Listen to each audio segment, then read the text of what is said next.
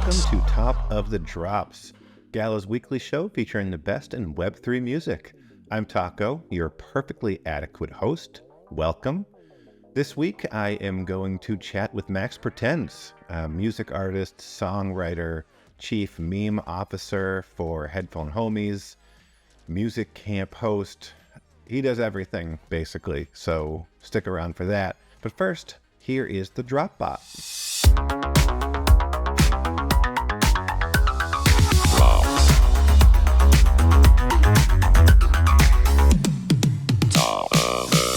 Thanks, Taco. That's right, the Dropbox is back once again to bring you the top drops of Web3, live and direct from Gala Music. First up, we've got Fool by Lossy, coming to you from Sound XYZ.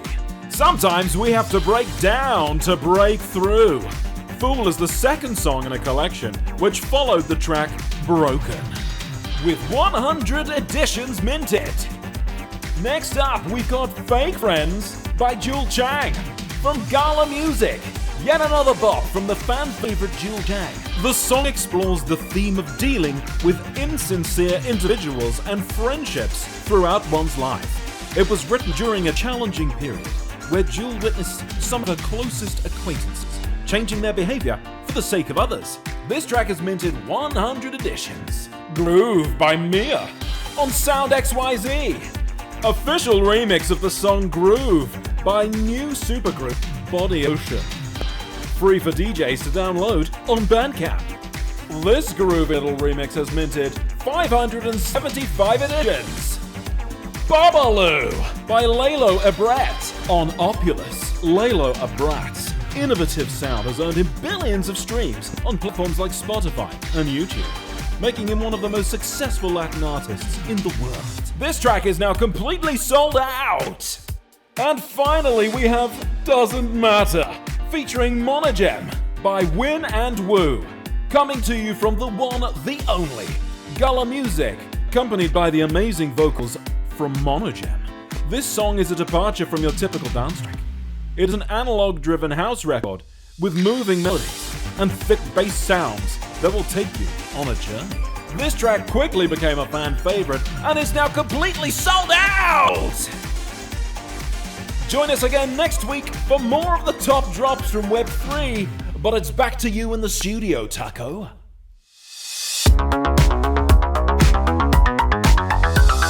If you watched the show last week, you would know that I was kind of obsessing about duos, the music songwriting camp that was going on in New York. Max Pretends was kind of running the whole thing. And apparently, you can just reach out to people on Twitter and ask them to be on your show, and they'll say yes sometimes. And so here is that interview.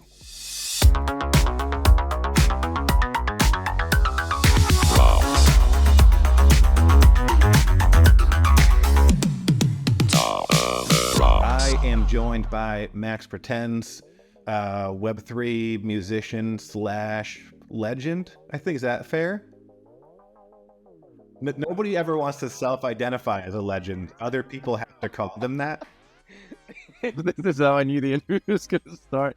That's brilliant. Yeah, no, that's definitely not the case. But songwriter, let's leave it there. We can start. We'll start with songwriter and work our way up.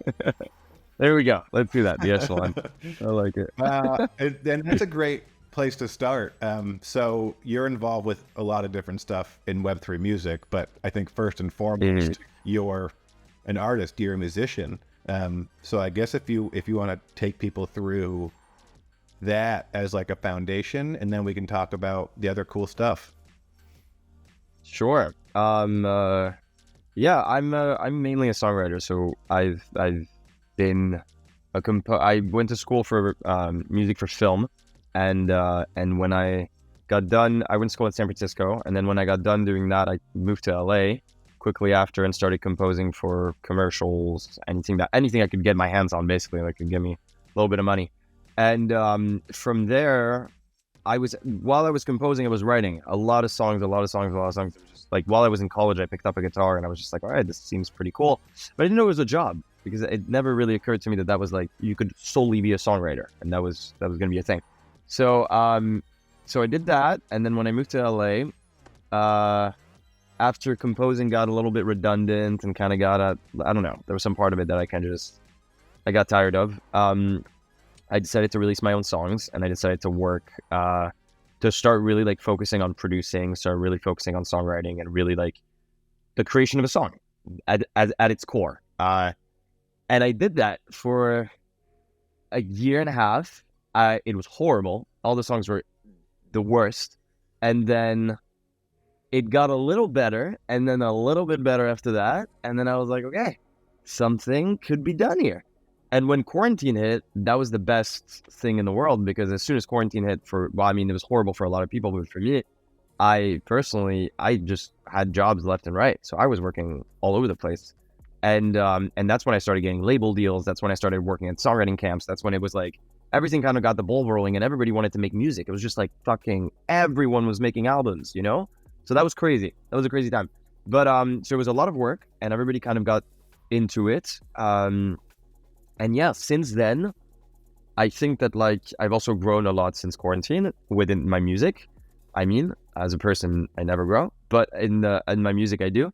And it got to the point where I was like, okay, like let's try and find like a solid job. Let's try and find something that's actually stable, that we can find that actually kind of keeps paying the bills or something like that. And I found a couple of labels that I now work for, that basically took a chance on me. They were like, okay, you know what? Like, you seem like you know how to songwrite. Let's see how it goes. Let's try you for their EDM labels, so mainly electronic music labels, and that's basically what I've been doing. So it was a good part of it was months during quarantine of me DMing hundreds of people, and now having clients that like stable clients that I work with from those hundreds of people that I've DM'd. And then a good part of the clients also came from the label that I work at now. There was a whole sync part in this where I started working for like a publishing company, and we started doing a bunch of music for trailers and all that, but we'll set that aside because that's not really songwriting. But now it's great because I finally am doing exactly what I like to do. And it's not, it's a lot of fun. It's really great. And it's great because Web3 also gave me the kind of the, how do you say, the power in a sense to kind of just like, the confidence, that's the word. There we go. The confidence to kind of just like sing by myself and actually sing. And I was like, okay, well, maybe I should actually start being my own artist at the same time. And that's when Web3 came, and I was like, okay, cool. Max pretends. This makes sense. Let's do it. Pretending, you know, to do a lot of things because I don't do much. Well, I mean, I don't play any instruments or whatever. And also pretends is a reminder never to take myself seriously, too seriously at least. And yeah, and that's how it became. That makes a lot of sense for me. I don't take myself seriously in the least bit, and so that's really good. Cool. I'm glad. Yeah, there you go. That's great. It's great that you were having all that success, but kept challenging yourself to do other new things. Like you could have just stayed in that lane, but moving on to your own songwriting and moving into Web3, I think it's pretty great. And now, yeah, it was. You're good. Sorry, I'm in the studio. Go for it. Is that somebody famous? Do you want to invite him into the interview? Do you want to say hi? Come here. Yeah, this is Axel, fucking amazing producer. Hey, Axel. On camera. How's it going? There you go. All right, buddy. Catch you later. Thank you so much, bud. All right, bud. Okay, thank you. I'm gonna wreck your place before I go. Okay. Sorry about that. Please. Oh, no, that's great. That's the vibe of what we do here. So okay, perfect. Good. I think some teams would look at that and be like, oh, we should probably find a way to cut that. For me, Axel crash an interview was probably the best part of this whole thing. I love it. So how did you get involved with Headphone Homies? And also let's talk about what that is. Okay, so so Headphone Homies is, so I'm not affiliated with the company itself. Okay, so I don't have like a secure role. Like it says CMO on my Twitter, but that just means Chief Meme Officer. It doesn't mean anything. That's like a self-appointed title. What I did was that basically I loved their concept. They wanted to push music and animes, and they wanted to put them together, and they wanted to sort of build this type of like lovers of video games, lovers of anything that's animation, and then music. So, well, I know obviously that they're working towards like a publishing license, so that like obviously they want to work with a few companies as far as music goes. But I know it's also at its core a group of people that want to make music, but they don't know how to or where. And so what I did is that I facilitated that. Is that basically Headphone Homies had an idea, it was brilliant, and they did the design, they did all the work, basically, as a PFP project that they should do. And I was like, you know what would be great to push that brand right before launch would be to partner up with me as I'm creating the songwriting camp. And that's what we did. We partnered both our ideas and we basically put them together. Sam Hayek is the founder of Headphone Homies. And yeah, he's a producer himself, and he's got it all down. Like he's bridging Web3 and Web2 as much as possible. Right now, he's working his ass off to try and find like different ways for artists to grow within Web2, not just Web3. And sure, it's hard and it's taking time, but I think that PFP projects are that. You believe also in the founder, you believe in the vision, and then you stick with him throughout the fucking long hauls and the downs. And that's what Sam's doing right now. Is that it's taking a little bit more time than he anticipated, but his vision is still there, which I'm super on board with, and that's why it was amazing. That's why it was fun. That's why like pushing all this is fun. And I know he's as much as he's a great guy and a fun guy, I know he's got his shit together, and I know that he knows what he wants to do with the project. So so as long as it takes, I'll be here to facilitate anything possible for him.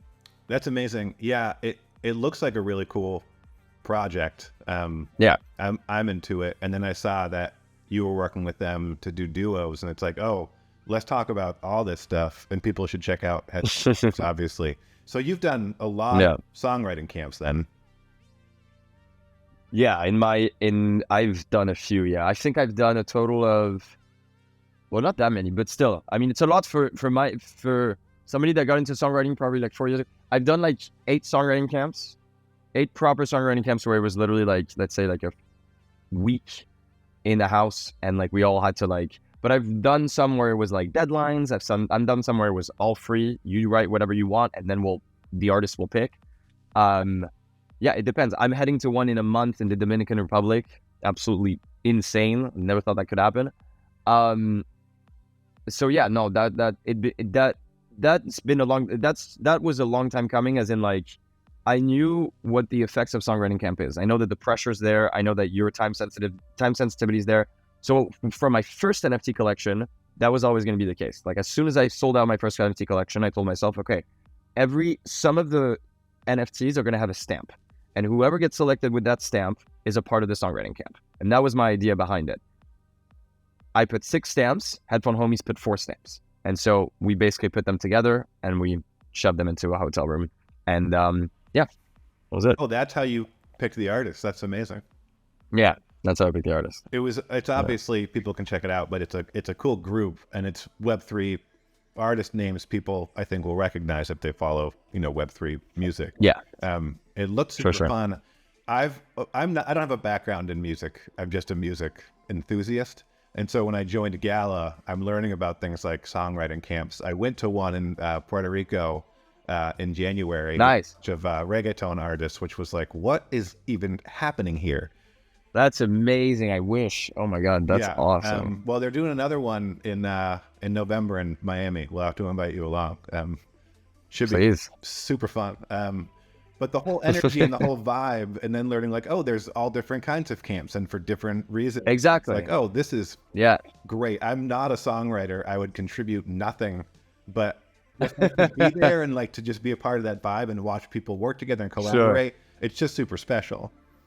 But you should see in LA there's a month called, I think it's called writing. I forget if it's called Camp Month or whatever. And basically every writer from every major label comes to LA and is a part of a songwriting camp. And so like I have so many friends that work at Sony, Warner, and in London, for example, that come over, and they just end up with like the randomest producers that they never even thought they would end up with. And it's a really cool feeling. And for a month they're just jotted from one camp to another, one session to another.